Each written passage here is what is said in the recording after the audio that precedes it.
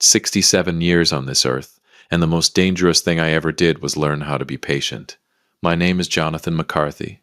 I lived in a cream-colored colonial on Birchwood Lane in Naperville, Illinois. Nice neighborhood. Good schools, even though our kids were long grown. The kind of street where neighbors wave from driveways and nobody means it. I had a wife named Paula. A business. A life that looked from the outside like something worth envying. It wasn't. Welcome back to Dad's True Revenge. Grab your snacks, get comfortable, and remember the people in these stories had every chance to behave themselves. They just chose wrong. Drop a comment and be sure to subscribe. You're going to love it here. On a Tuesday night in October, at exactly 11:04 p.m., my wife walked through the front door smelling like a hotel minibar, looked me dead in the eyes across the kitchen table, and smiled like she'd just won something. I was finishing a bowl of leftover chicken soup. Homemade. I made it myself. You know what happened today, Jonathan? She said. Not asked. Said, like she was reading from a script she'd been rehearsing in the car. I set my spoon down, looked at her. I assume it wasn't good, since you've been ignoring my calls since 9 this morning.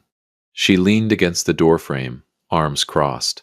That smirk, God, I can still see it, spreading across her face like a crack in dry concrete. I had a one-night stand with Craig. She paused for effect. My boss. And honestly, I'd do it again. The kitchen clock ticked. The refrigerator hummed. Outside, somebody's dog barked twice and quit. I picked my spoon back up. Soup's getting cold, I said. Here's what Paula expected. Tears, maybe. Shouting, definitely. Plates thrown. Doors slammed. Some grand theatrical implosion that would confirm to her that she still had the power to detonate me. That after 31 years of marriage, she could still reach inside my chest and squeeze. Here's what she got. A 67-year-old man finishing his soup. She didn't know it yet, but I'd stopped being the man she expected about 6 months ago. That's it? She said. Her voice had an edge now. Not guilt, not even defiance. Disappointment. Like I'd walked out of a movie before the big scene. I just told you I slept with Craig Hendricks and you're eating soup? It's good soup, I said. She stared at me for a long moment, then made a sound, half laugh, half disgust, and went upstairs. I sat there another 20 minutes, finished the soup, washed the bowl, dried it, put it away in the cabinet. Then I went to the garage, sat in my 2019 Ford F-150, and allowed myself exactly 4 minutes of feeling everything I wasn't going to feel in front of her. 4 minutes. Then it was just logistics. Let me tell you about Craig Hendricks. Craig was 51, recently divorced, and the kind of man who wore fitted blazers to casual Friday, and called everyone chief. He'd hired Paula 8 years ago as operations manager at Hendricks Logistics, a mid-size freight brokerage out of Lisle, about 12 minutes from our house. She'd climbed fast. She was good at her job, I'll give her that. Sharp, organized, the kind of person who could smile at you while mentally categorizing your weaknesses. I'd always admired that about her. Should have feared it instead. They'd had the affair before, I was almost certain. Not this exact version, not with the dramatic confession at the kitchen door. But something had been wrong for at least 2 years. The late nights that didn't match the timesheets. The new laugh she had, lighter, more performed, that she only used on her phone. The way she stopped asking about my day like she used to, and started giving me the specific kind of silence that isn't peace, it's absence. But here's the thing about being 67 and having built a life with someone for 3 decades. You don't rush. You catalog. You make sure. I'd made sure. My business was called McCarthy & Associates Property Management. We'd started it together in 2003, me with the construction background, Paula with the operations brain.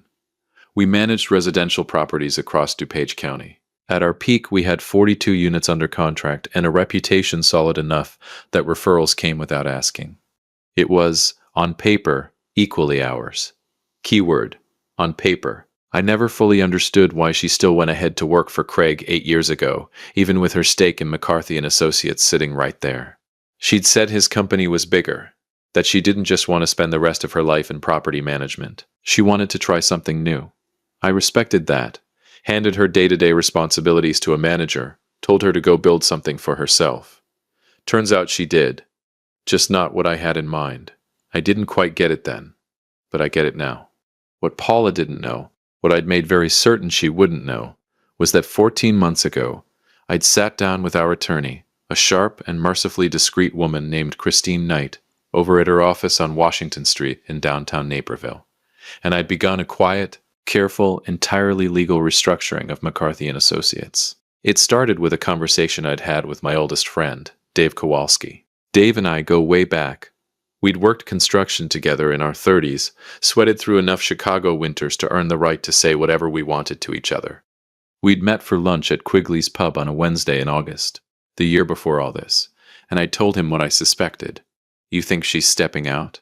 Dave had asked, mouthful of a Reuben sandwich, completely unbothered. "I think she's been somewhere else for a long time," I said. "I don't know if it's a person yet. So what are you gonna do?" I'd stirred my coffee, looked out the window at the lunch crowd on Jefferson Avenue, all those people moving fast, like they had somewhere to be. "I'm gonna find out for certain," I said, "and then I'm gonna make sure that when I go, if I go clean." Dave had put his sandwich down at that, looked at me seriously for maybe the first time in 30 years. "Jonathan, how long have you been thinking about this?" "Long enough," I said, to stop being emotional about it. He didn't know then what I meant. He would later. By October, by the night of the soup, here is what was true. McCarthy and Associates had been quietly, methodically reorganized over the preceding 6 months. My name remained on the public-facing documents, the website, the letterhead. But the operating entity, the one that held the contracts, the client relationships, the actual machinery of the business, that had been restructured under a new LLC, one that Christine had helped me establish with the kind of careful precision that doesn't leave fingerprints. Paula was still listed as co-owner of the original shell. The original shell had 3 clients, a storage unit full of old filing boxes, and a checking account with $400 in it. The new entity had everything else. She'd been co-owner of a ghost for 6 months, and come home every night, none the wiser. Now, I want to be clear, I'm not a vindictive man by nature. I was a carpenter's son from Joliet who married his college girlfriend and worked hard enough to build something real. I believed in fairness. I paid my taxes. I held doors open. I made chicken soup from scratch on Tuesdays. But I had also watched my father get gutted in a divorce that left him with nothing but his truck and his dignity, and my father's one piece of advice delivered in a parking lot outside a courthouse was this: "Jonathan, when it's over, make sure you're the one who decided when." I'd never forgotten that. The joint checking account, our household account, the one Paula used for groceries and her bi-weekly manicures at Lux Nail Bar on Route 59, had, as of the Monday morning before her confession, a balance of $0.14. I had moved everything to a separate account in my name only, at a different bank entirely, the previous Friday afternoon. Methodical, unhurried, like a man paying a utility bill. The 14 cents I'd left on purpose. Call it a sense of humor. The savings, the real savings, the 31 years of compounding decisions and disciplined sacrifice, had been moved in increments over 4 months. Carefully, in amounts that didn't trigger automatic flags. Christine had advised me on the structure. Everything I did was legal. Everything I did was documented. Everything I did was survivable in court, which is the only standard that matters when you're 67 and you've decided to stop waiting. I went back inside from the garage at 11:41 p.m. The house was quiet. The lights upstairs were off. Paula had gone to sleep, actually gone to sleep, with the breezy confidence of a woman who believed tomorrow would look like today. I stood in the kitchen for a moment, looked around at the cream-colored cabinets, the subway tile backsplash we'd argued about for 3 weeks in 2015, the little hook by the back door where I'd hung my keys every night for 19 years. Then I went to the hall closet and pulled out 3 bags I'd packed 4 days earlier. My clothes, my documents, every original, every record, everything with my name on it, and wrapped carefully in 2 layers of moving blankets, my mother's portrait, a small oil painting of Mary McCarthy done in 1974 by a local artist in Joliet, the only truly irreplaceable thing in the house. She was coming with me. She always was. I loaded the bags into the truck in 3 quiet trips. At 12:17 a.m. on Wednesday morning, I backed out of the driveway on Birchwood Lane for the last time. I did not leave a note. I did not call. I didn't need to.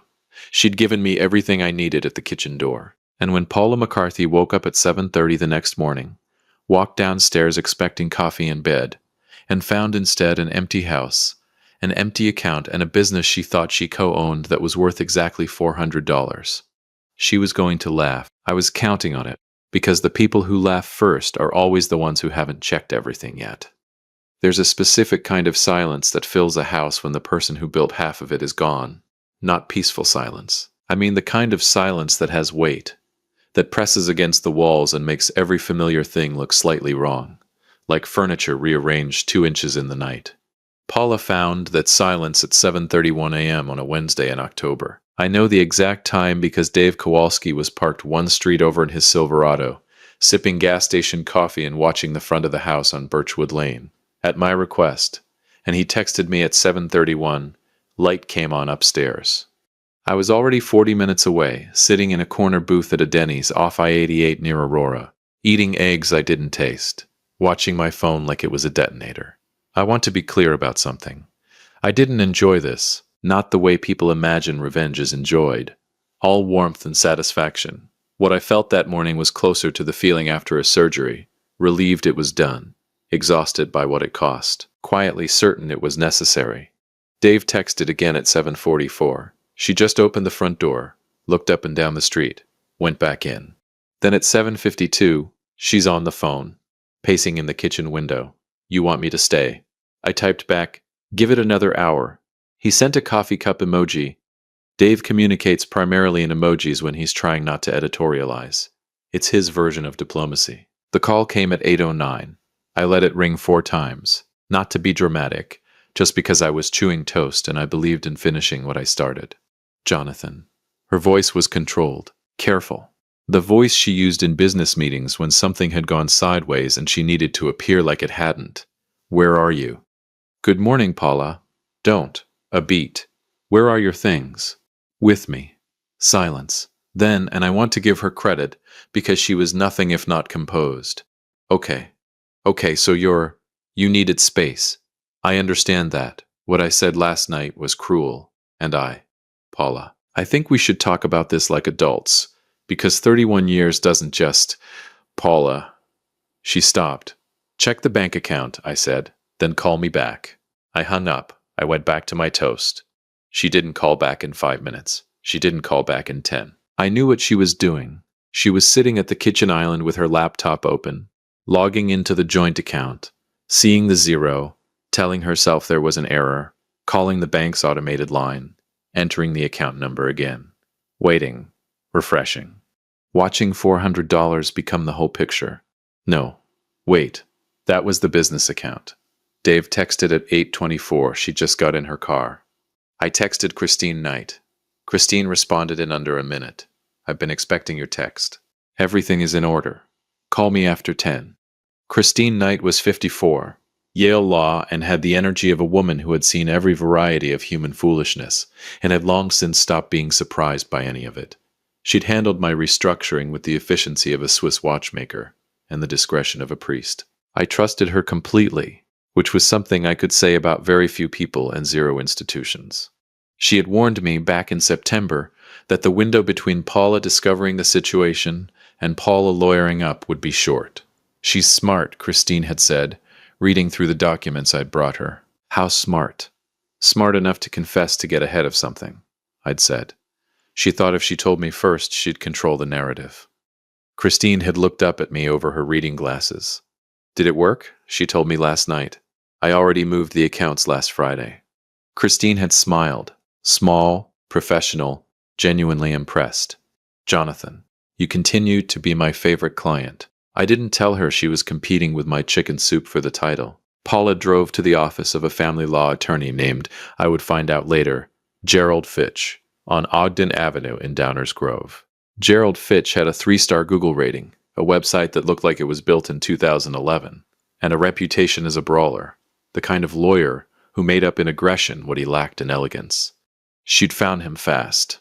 I'd give her that. She was in his office by 9:15 a.m. I know because my daughter Renee lives in Evanston and had been in my corner since I'd quietly briefed her 3 weeks prior, spotted Paula's Acura in the parking lot while driving past on her way to work. Renee texted me a photo and 4 words. Dad. She moved fast. I texted back. So did I. What Gerald Fitch was about to discover when he started pulling records was that there wasn't much left to fight over in the way she was imagining. The house on Birchwood Lane was in both our names. Yes, that was the one card she held. But McCarthy and Associates, the real McCarthy and Associates, the one with the 41 active property management contracts, the operating accounts, the equipment, the client relationships built over 20 years. That entity didn't have Paula's name on it. It had never had Paula's name on it. The original LLC she co-owned was still there, pristine, untouched. $400 and a storage unit on Napier Boulevard containing 11 years of archived paper files and a broken Keurig. I'd left the Keurig on purpose, too. I'm not a monster. Christine called me at 10:03. She's retained Gerald Fitch, Christine said, without preamble. I heard. He's going to come at the business first. That's where he'll think the value is. And when he looks, he'll find exactly what we left for him to find. I could hear the mild satisfaction in her voice. The original LLC is clean, properly documented, and worth approximately $414 as of this morning. The 14 cents is a nice touch, by the way. I thought so, Jonathan. She paused. He's also going to argue dissipation of marital assets. He'll claim you moved money to deprive her. Can he prove dissipation? He can argue it. Whether he can prove it is a different matter. We documented every transfer. Everyone has a legitimate business purpose attached to it. The restructuring was a business decision made 14 months ago, well before any legal action. Your paper trail is... She paused as if choosing the word carefully. Conservative. I was a carpenter, I said. We measure twice. I drove back to Naperville at noon. Not to Birchwood Lane. I'd taken a room at an extended stay on Deal Road. Nothing fancy, the kind of place with thin walls and a coffee maker bolted to the counter. Room 114. I'd paid a month in advance in cash. Dave met me there for lunch. He brought sandwiches from Portillo's, Italian beef, dipped the way God intended, and sat on the edge of my bed while I ate at the small desk by the window. She called her sister, Dave said. How do you know that? He shrugged. Brenda told Mike. Mike told Carol. Carol called me this morning asking if I knew where you were. He unwrapped his sandwich. Small town. It's a city of 150,000 people. And yet, he took a bite. Carol says Paula's telling people you had some kind of breakdown, that you left in the night without warning and she's worried about you. I considered this. She's managing the story, I said. Yep, she's going to paint me as unstable, erratic. A man who disappeared in the night without provocation. Seems like it. Dave looked at me. You okay with that? I took a long drink of water. Outside the window, a maintenance guy was blowing leaves across the parking lot, completely losing the battle with the October wind. Was I okay with it? I was 67 years old. I'd survived a father's divorce, a construction business in a recession, 2 kids, 1 miscarriage Paula and I had never fully talked through, and 31 years of a marriage that had quietly hollowed itself out like a tree that looks fine until the storm hits. Let her tell the story, I said. Stories have sequels. Dave nodded slowly. You've got something else. It wasn't a question. Dave, I said, do you remember back in 2019, I told you about the conversation I had with Eddie Marsh? Dave's sandwich stopped halfway to his mouth.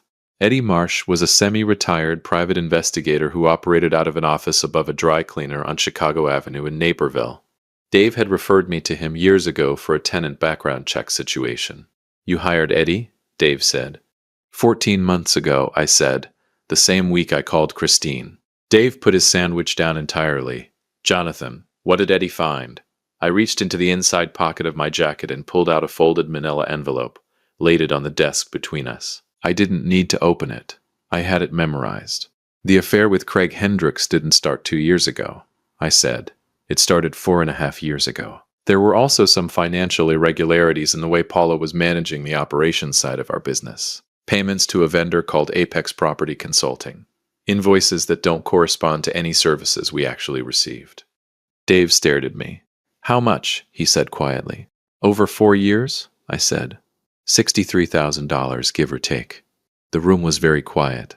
She was stealing from your company, Dave said. She was stealing from our company, I said.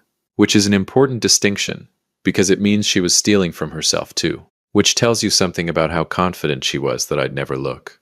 She wasn't wrong to be confident. For 4 years I hadn't looked. But 14 months ago I had started looking, and I couldn't stop. Dave left at 2 o'clock.